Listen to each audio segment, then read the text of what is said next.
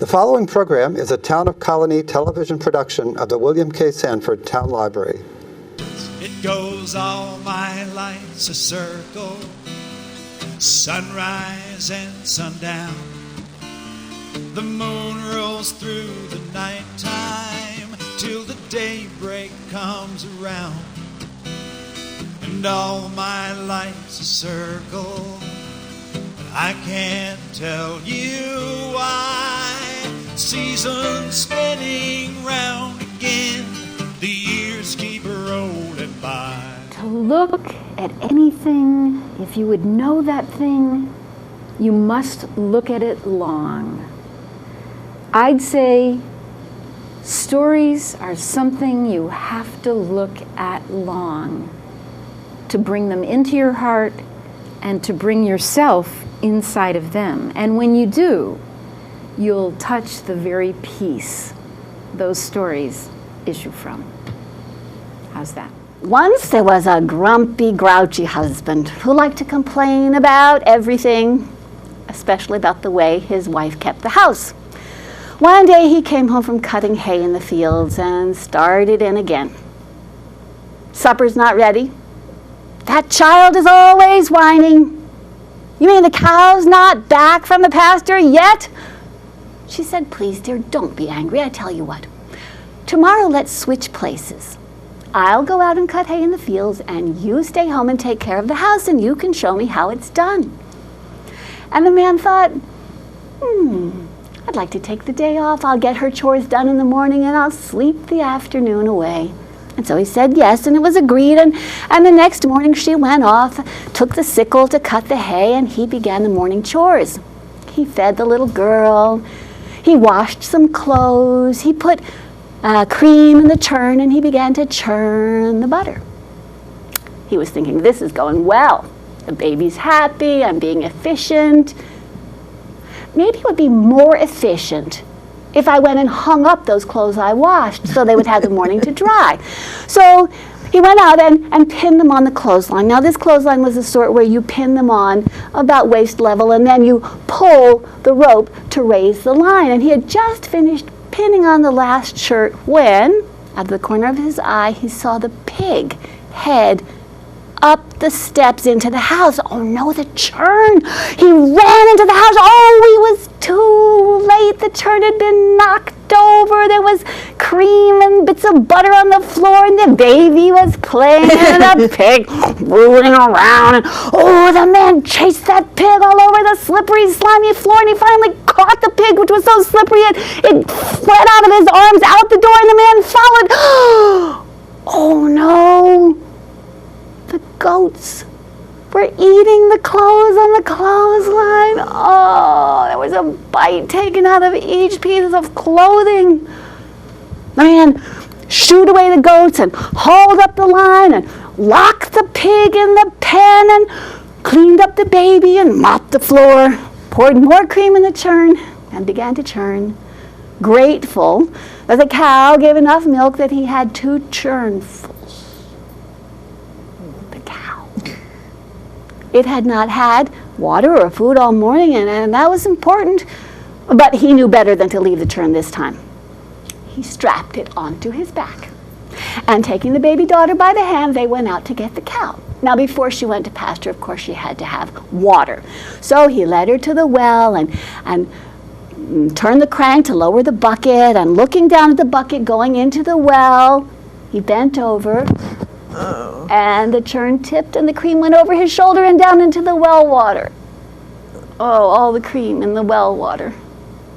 Now they would have sour milk water for weeks, maybe.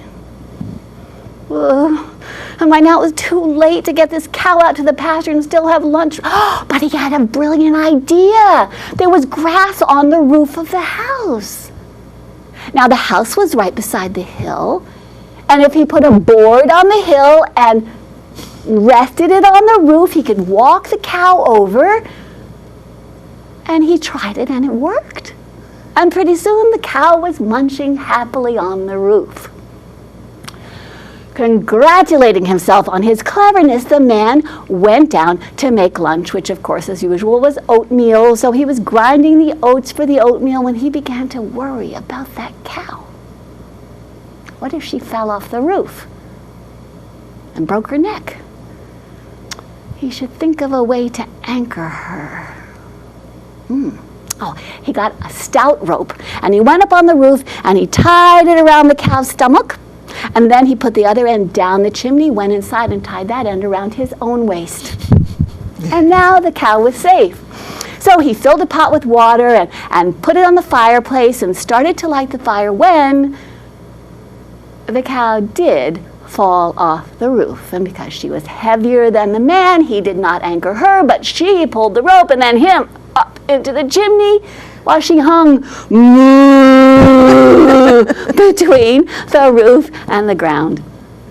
Now, out in the fields, the wife is wondering why she hasn't heard the lunch bell. And she figures she'll go in and see. And so as she rounds the corner, she sees and hears, there's the cow hanging there. And so with her sickle, she goes and cuts down the cow, which of course releases her husband inside. And when she goes in, she finds him doing a headstand in the oatmeal pot. After she had fished him out, he had said, wife, I have something to say to you. I'm sorry. I did not realize what you have to do every day. And then he gave her a kiss, and he never complained again.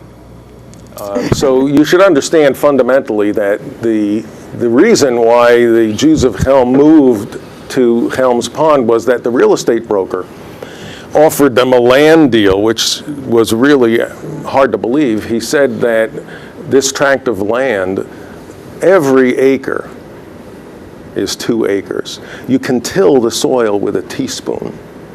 And there are not only 4 seasons, there are 5. And moreover, there's this pond, which just happens to be named Helms Pond. So this looked like a good deal. Of course, some of the people were a little skeptical about these real estate claims. But when they got here, they realized that it was all true. Every acre is 2 acres because, you see, the land is so hilly. If you were to flatten it out, you'd have 2 acres. Right. And you can till the soil with a teaspoon because that's just about as deep as you can go, and then you hit bedrock. And there are not 4 seasons, there are 5. Summer, fall, winter, spring, black fly season. And it's the Adirondacks, you get eaten alive, but that's the 5th season. And so they settled in and made their lives there and built homes and a synagogue. And so the little bit of news that I have to tell you today from Helms Pond is the story of the fly fishing contest, which is really involves one of the newcomers to Helms Pond. He's in love with Bloomy, the proprietor of the Broiled Beet, the cafe in Helms Pond where they serve Adirondack Ashkenazic fusion cuisine. They're famous for the peanut butter and gefilte fish sandwich. And so he told the story about the fly fishing contest. It seems that this rich fellow from New York City had a desire to learn fly fishing. So he put ads out. He didn't want to just hire any Adirondack guide, any mountain man. No, he wanted the very best. And so he advertised widely and sponsored a contest. And if you read the contest rules, you would realize that he had an unusual idea about what fly fishing really means. Well, the day of the contest comes and they set up this wooden platform in the middle of a field, and there's a judge's stand, and it drew such a huge crowd of spectators, the county sheriff had to have his deputies around monitoring the traffic and all. And this big guy walks up to the platform and he says, I'm here to enter the fly fishing contest and my name is Mountain Manny. And this is indeed a huge guy, and he pulls out of his pocket a little cardboard matchbox, pulls it open and releases into the air a stonefly, one of the trout's favorite foods. It's about an inch long or so, and it takes off into the calm summer air. He reaches for his fly rod and he casts releasing all of the line, and at the end of the line is this tiny hook, and people get out their binoculars to watch the action, and with one mighty flick of his wrist, he hooks this stonefly, reels it in, and holds it up for everybody to see. The cameras are taking pictures, everybody's watching with their binoculars, and the crowd goes wild. This is outstanding, incredible. And he's ready to collect his prize money and sign the lucrative contract with this rich guy to teach him fly fishing for a full year. When another guy walks up, he says, "I'm here to enter the competition for the fly fishing contest, and my name is Giant Jim." And this guy's huge. He's like 6.5 feet tall, and he weighs 250 pounds. And he reaches into his pocket, pulls out a little matchbox, and releases a mayfly just about 1/2 inch big, the favorite, the most favorite of the favorite trout foods. And it takes off into the breeze of the summer. He gets out his fly fishing rod and he casts it back and forth, and he's releasing all the line and pulls up on the hook and catches that mayfly, reels it in, and the crowd is just, they can't believe this. This is incredible. And he holds it up so everybody can take their pictures.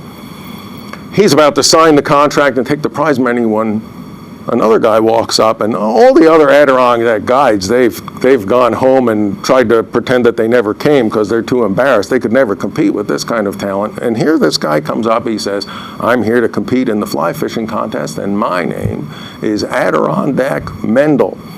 And he gets out from his pocket a matchbox and he releases into the air this no-see-um. Now, you know a no-see-um is a little fly. It's only maybe 1/4 inch. And it's called a no-see-um because you can't see them.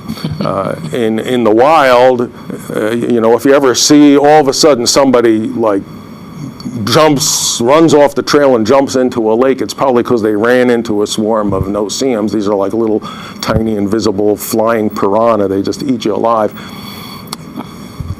He releases this no-see-um into the gusty wind of the summer and gets his fly fishing rod and casts back and forth, lets out all the line and flicks his wrist back, reels the line in and stands there proudly. Meanwhile, everybody's got their binoculars out on maximum. They're watching this no-see-um. It's still flying around. He's standing there so proud. The judge says, "But Mr. Adirondack Mendel, your no-see-um, it's still flying around."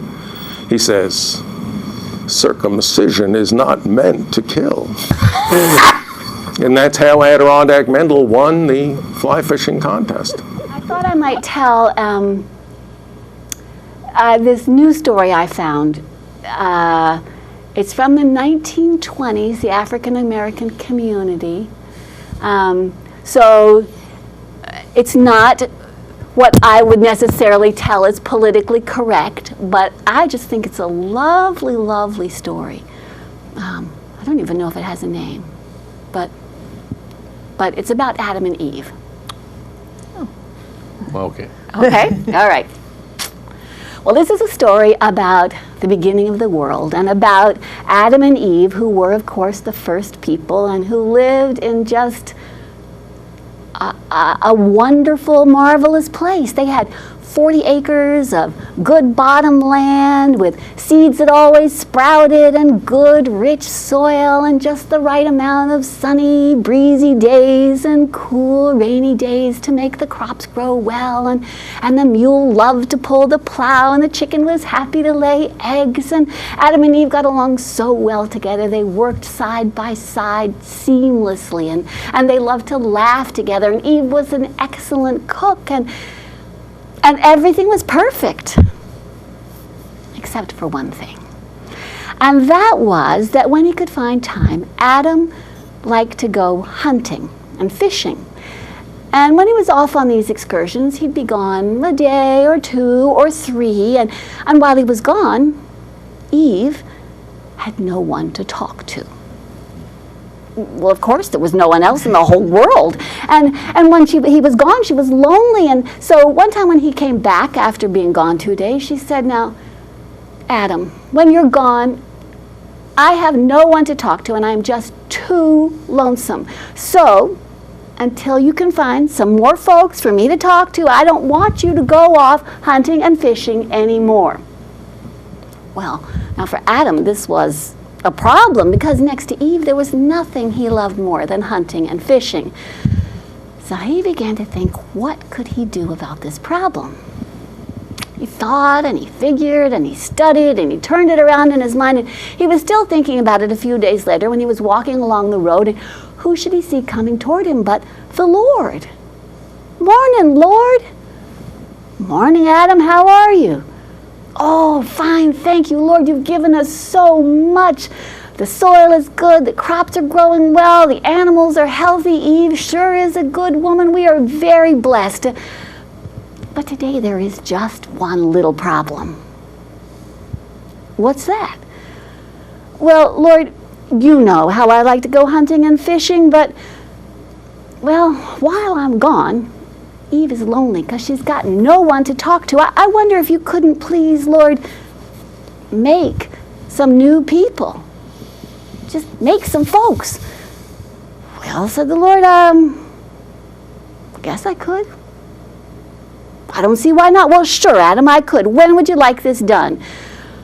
How about this evening? Well, the Lord said, let me check. And he got out his almanac where he kept all the weather things he had to take care of, and there was nothing important going on that night. So he said, sure, tonight would be fine.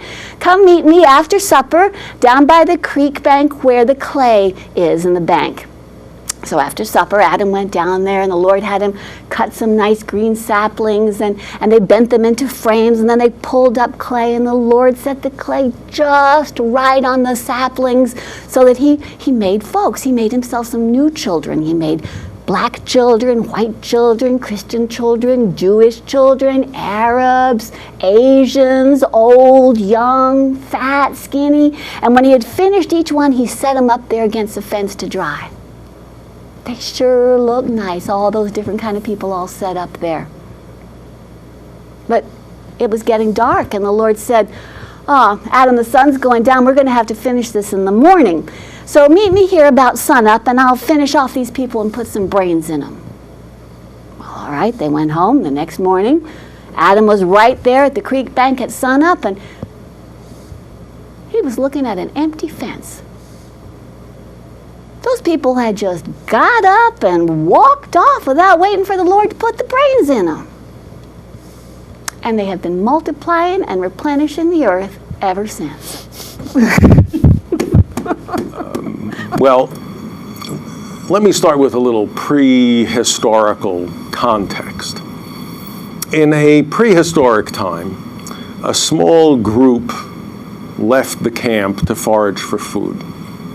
They wandered far from the camp, and they came across this ravine, and they were about to head down steep one side and up the other when one of them noticed a tree that had fallen laying on the ground, and they lifted up that tree, stood it up on end, tilted a little bit, and leaned it so it fell, and it crossed the ravine. It was the first bridge. They went across the bridge carefully keeping their balance, and one of them grabbed a branch that broke off of the tree and kept it as a walking stick. And as they continued on, the others saw this walking stick, and they picked up branches, and they all had walking sticks. Finally, they came to a field of berries, and they started picking the berries and filling their pouches, and suddenly one of them was attacked by a bear. And they started to run away, and then one of them grabbed a stick and hit the bear, and they all came with their sticks, and they were going to hit the bear, and the bear ran away, and they saved their friend. It was time to head back, and they realized they weren't sure which was the way home. One of them climbed this tall tree and looked out in the distance and pointed the way. And so when they finally got home, they so wanted to tell this story that they invented language. Now, who's to say if that's the way it happened? But we often say that what distinguishes humans from other animals is that we have language. And I wonder if, even more fundamentally, it's that we tell stories. My father was a storyteller. And storytelling is easy. But then again, my mother was not a storyteller. And while it's easy to tell a story, it's hard to tell a hug. Well, I was 4 years old, just a little guy, and my mother asked me, "Sandy, I have to go shopping. Would you like to stay home or do you want to come shopping with me?" And I hate shopping. I still hate shopping. It gives me a headache. I said, "Mommy, I'll stay home." And so she went off to do her shopping, and moments later, I wanted my mommy. And so I thought maybe she'd come and get me. I got my wool coat on, this full-length wool coat that I hated. It was this itchy wool, and I buttoned it up all the way to the top, and I hated that collar rubbing on my neck. And I even put the hat on, and it had these ear flaps, and I tied them underneath my chin with this itchy wool string. I hated that hat more than I hated the coat, and I stood there in the middle of the living room floor waiting for my mommy. When finally she came in the front door, she saw me there, and she knew exactly what happened. She put down her packages, she came and she swept me up in her arms, and I was crying, and she was crying, and she was sobbing, and she was a large woman, and when she sobbed and shook, you really knew it. And finally she regained her composure, and I regained my composure, and we went about our little boy and mommy ways. When I was 12 years old, my Boy Scout troop went to summer camp. And my mother was sure that I would get homesick. But that first week went by, I didn't think of home once until Parents' Day came. Now, our camp was on a hillside. And at the top of the hill was this roadway. That's where the parents would be coming in. And then there was a trail that led down the hillside, and there was a level area. That's where we had our flagpole and our campfire circle and the Scoutmaster's cabin. And then the land continued down a slope, and at the bottom, that's where all the boys' lean-tos were, and that's where we were, cleaning up our bunks, waiting for the parents to show up. And I'm pulling the leaves out of my sleeping bag when I hear from the top of this hillside this voice, "Schuman!" And there I could see my mother, a large woman, bounding down the hillside. And so I started up from the lean-tos, and we met right there in the middle of the camp in that level campfire circle where everybody could see us. And she put her arms around me, and she was crying, and she was sobbing, and I'm putting my arms around her. I wasn't going to push her away or show that I was embarrassed. I was tolerant. And we stood there in the middle of the campfire circle with everybody watching, I'm sure, until my mother regained her composure, and then we went about our Boy Scout camp Parent Day things. I was 17 when I went off to college. And I didn't get home to visit very often. But when I did, I would come in that front door, and my mother would be right there waiting for me, and she would put her arms around me, and she would hug me, and she would start crying, and her whole body would shake. And I would put my arms around her, and I was understanding. And then after she regained her composure, we would go about doing our young adult son and mother things. And it was the same way every time I came home. It was like a ritual, but it was the real thing each and every time. When I was 29, I was about to get married. My wife and I were going to get married on Labor Day, and here it was the early summer. We had bought this house, and we were going to get married in the house. And we were painting and repairing and furnishing, not just to get the house in shape, but to get it in shape for the wedding. It was early in the summer. It was in July when my sister Selma called. My mother hadn't been feeling very well. She'd been to the doctor several times, same doctor she had seen for decades. But he wasn't there. He was on vacation, and so she saw some younger doctor, and he was unfamiliar with her case. He was a new doctor in the practice. He looked through her health history, and he gave her an examination, and he ordered some tests. And my sister had just come back from visiting the doctor to hear his report. He said, "Your mother has colon cancer, and it's gone into her kidneys and her liver, and the prospects are not good." Well, my sister asked him, "Doctor, is she going to be able to make it to my brother's wedding, my little brother, the youngest of the family, the only boy? Is she going to make it to his wedding?" He said, "When is the wedding?" My sister Selma said, "It's in September." And he said, "Early September or late?" Well, my mother did make it to the wedding that Labor Day. I can still picture her sitting on the couch in front of the living room windows, that new couch that we'd bought.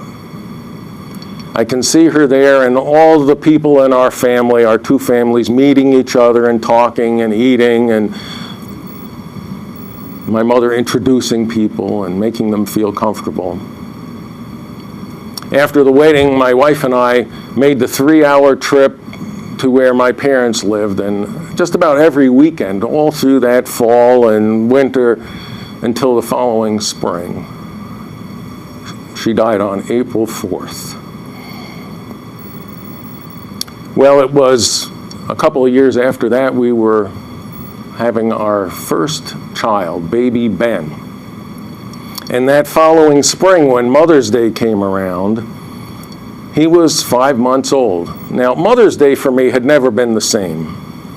And yet this was a special Mother's Day. It was going to be my wife's first Mother's Day, and it was Ben's first Mother's Day. And I was thinking about this a lot. Well, my wife went off to run some errands and take some time off. I was home with baby Ben, and he was a little cranky, so I lifted him up and I had him on my shoulder, and I'm patting his back and trying to make him comfortable. And I'm thinking to myself, here's this baby who is completely dependent on me, just a kind of lump of flesh here. He doesn't do anything for me. He can't do anything for himself. He can't even lift up his own head. And yet, I love this baby. I love this baby without reservation, without condition. I love this baby. And I realized that's how my mother loved me. And for the first time, I realized what that hug meant, and I cried out loud, "Mom, I didn't understand. I'm sorry, I didn't understand." Well, baby Ben is a college graduate. He lives in Brooklyn. He works in Manhattan. I don't see him very often, but when I do, you can be sure I give him a hug. And his little brother, Sam just got a job. He'll be working for emergency medical services in Amsterdam. He's got his EMT and paramedic certification. He's living at home, so I see him just about every day, and yet when I see him, I give him a hug. And their little sister, Anna, who was born on the same day my mother died, some years later. Anna is a student at SUNY Purchase, about 3 hours away, and I see her maybe twice a semester, and when I do, you can be sure I give her a hug. And I wish there was some way I could tell you just exactly what that hug means, if I could find the words. But it's like I said at the beginning, it's easy to tell a story, but it's hard to tell a hug. Once, a husband and a wife had a fight. He could not believe that she, as usual, made such a big deal out of something that really was not that important. And she could not believe that he didn't understand the importance of this decision. And if he couldn't understand that, at least he ought to see that it was that important to her. She grew increasingly frustrated, insulted, outraged, until she just couldn't stand it a minute longer. She just had to get away, get out of there to think. And so she left the house and walked away on the path that led out of the village. The more she walked, the madder she got. And the madder she got, the faster she walked. She soon reached the village boundary where the path led into the hunting ground. But she didn't care. She just kept right on going. She didn't care how far away from that village she got. Meanwhile, back at home, the husband still could not believe that she, as usual, made such a big deal out of something that really wasn't that important.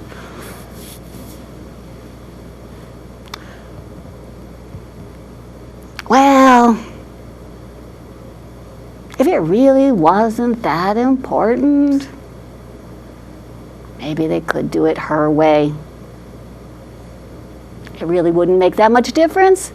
All right, when she came home, he would tell her that they could do it her way. She had been gone a long time. Oh, he hoped she wasn't at her mother's, or telling all her girlfriends, or crying her heart out under some tree, or having turned her ankle or gotten lost. What if it got to be late and dark and she still wasn't back and he didn't know where to look for her? Oh, he had better go now. He guessed she would have tried the path. He went there first, and yes, it was easy to see she had passed this way. There were many twigs broken, and where the ground was soft, there were deep imprints of her foot. She had been angry to have stepped that hard. And as he went, he could see that he wasn't gaining on her. An angry woman walks fast. So he prayed to the Great Spirit to slow her down. Please, Great Spirit, slow my wife down. And the Great Spirit, who is almost always on the side of peace, heard his prayer. Immediately, brambles sprang up along the wife's path, and usually she would have picked her way carefully, but today she just blazed right on through. She didn't care if her skirt was torn, if she got scratched. In fact, it felt good. So the Great Spirit created an entirely new species of butterfly, pale yellow and lavender, and sent them to dance on the path in front of her. And ordinarily she would have stopped and stared, but today she just brushed right on by. A new birdsong didn't work, nor a long stretch of muddy path, nor blackberries, which she loved, growing on the path beside her, out of season. She just wanted to keep on going. Well, behind her, the husband was getting desperate. Please, Great Spirit, slow my wife down. The Great Spirit rose to the challenge. All along the path in front of her, a low, green, mounding plant appeared with white flowers with small yellow centers which hardened into little green knuckles which softened into ripe red berries. She stepped on them. She couldn't help it. They covered the path in front of her, and when she stepped on them, they squished and released this odd, entrancing fragrance. She had never smelled that before. She bent down and examined these berries and tasted one, and oh, she had never tasted anything like that before. And she suddenly realized how tired and hungry she was. She sat down and began to eat them one after another, but slowly so as to savor their peculiarly delicious taste. Oh, she wished she could share these with her husband. Oh, she wished she hadn't left. Oh, but he could be so infuriating. But, oh, she still wished she hadn't left. Maybe she could bring some of these berries back as a peace offering. Just at that moment, she heard someone coming down the path calling her name.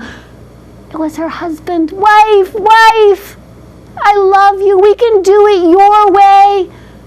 Oh, husband, I love you too. I'm sorry I left. But come, taste these berries. She gave him one, and when he tasted it, a look of wonder came over his face. And he sat down beside her, and they began to just eat berries one after another. They were contented now, exhausted, relieved, so relieved to be on the other side of this terrible fight. And when they could eat no more, they dug up some of the plants and carried them home and planted them beside their house. They wanted to have always with them a living reminder of the end of that day and of how sweet it is to make peace. It ain't necessarily so. It ain't necessarily so. The things that you're liable to read in the Bible, it ain't necessarily so. And as you mentioned earlier, summertime and the living is easy. Fish are jumping and the cotton is high. Those are two of the songs from the opera Porgy and Bess, written by George Gershwin. It had long been a dream of his to write an opera. And it all happened because of Phenomint, the delicious chewing gum laxative. Now, the story behind those two ideas starts with George dropping out of high school when he was only 14. His mother wanted him to be an accountant, but he wanted to write songs. So he dropped out and worked for a publisher, a music publisher in New York City on Tin Pan Alley. But he was a lifelong learner. He did drop out of high school, but he kept on taking classes in composition and rhythm and counterpoint orchestration, conducting, any kind of course he thought he might need to write his opera. Now, when he was in his 20s, he started writing musicals, often with his brother Ira. But always there was this drive to write an opera. And by the time he was 33, he had gotten the education he needed. Then he needed the money. He told his friends, I want to take a year off and just concentrate on writing my opera. But he didn't know quite how to finance that until an opportunity came up. An opportunity to have 2 15-minute radio shows a week. And the sponsor was Phenomint, the delicious chewing gum laxative. His friends were appalled. George, this is so demeaning, a laxative? Not at all, he told them. They are paying me good money. They were paying him $2,000 a week. This is in 1934, when most people weren't making $2,000 a year. They were paying him $2,000 a week for 2 15-minute radio shows. They're paying me good money to broadcast my music into homes all across America. This is going to finance my year off to write my opera. And while most composers say they're going to write an opera, George did. He wrote Porgy and Bess over 70 years ago, and it's an opera that is still performed today. I think that's pretty good for a high school dropout. Of course, he was a lifelong learner. So the next time you hear any music from Porgy and Bess, I'd like you to remember that without the sponsor, Phenomint, the delicious chewing gum laxative, Porgy and Bess never would have happened. It goes all my life's a circle, sunrise and sundown. The moon rolls through the nighttime till the daybreak comes around. And all my life's a circle, I can't tell you why. Seasons spinning round again,